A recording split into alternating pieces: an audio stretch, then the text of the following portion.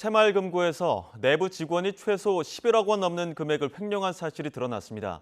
불안감에 스스로 자수한 것으로 파악됐는데요. 취재기자 연결해 자세한 내용 알아보겠습니다. 송재인 기자. 네, 사회일보입니다. 네, 이번에도 금융기관 내부 직원의 거액 횡령 사건인데 새마을금고 어느 지점입니까? 네, 서울 송파 중앙새마을금고 본점입니다. 이곳에서 30년 넘게 일해오던 50대 A씨는 최근 직장에서 담적을 감췄습니다. 알고 보니 A씨는 오랜 기간 이곳에서 근무하면서 고객 예치금 등 자금을 몰래 빼돌려온 것으로 확인됐습니다. 이 사실이 드러나면서 사측에서 직무 정지 처분을 내렸던 건데요. A씨는 고객들에게 예금이나 보험 상품을 가입시켜 들어오는 돈을 챙겨놨다가 만기가 다가오면 새 상품 가입자들의 예금액을 돌려줘서 지급하는 쉽게 말해 돌려막기 방식으로 횡령을 이어왔습니다. 지금까지 고객들이 돌려받지 못한 돈만 11억 원가량으로 추산됩니다.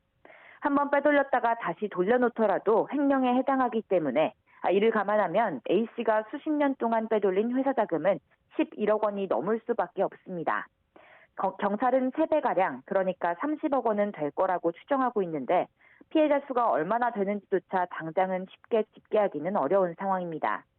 특이한 건 이렇게 틈틈이 회사 자금을 챙겨 자신의 생활비로 써오던 A씨가 스스로 경찰서를 찾아 자신의 횡령 사실을 자수했다는 겁니다.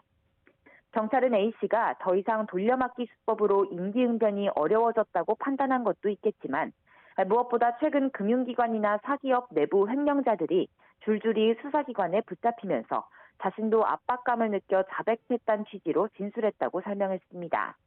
실제 올해 들어서만 오스템 임플란트부터 우리은행, 최근 아모레퍼시픽까지 내부 직원이 수억 원을 횡령하는 사례가 잇따랐죠.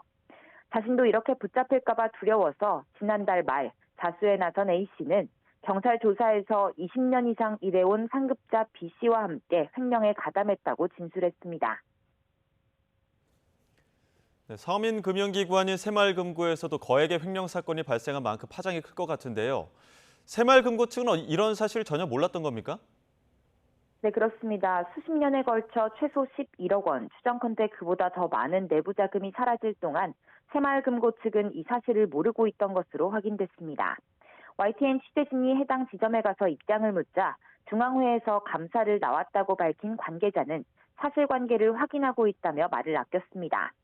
금융당국의 직접적인 통제를 받지 않는 제2금융권 기관이라 공식 감사에서 소외돼 있고 새마을금고 중앙회에서 2년에 한 번 일종의 내부 감사를 진행하는 게 대부분이었던 만큼 포착되지 않았던 것 같다는 게 경찰의 설명입니다. 새마을금고는 A씨의 경찰 자수 뒤 뒤늦게 사실 확인을 위한 감사에 착수했습니다.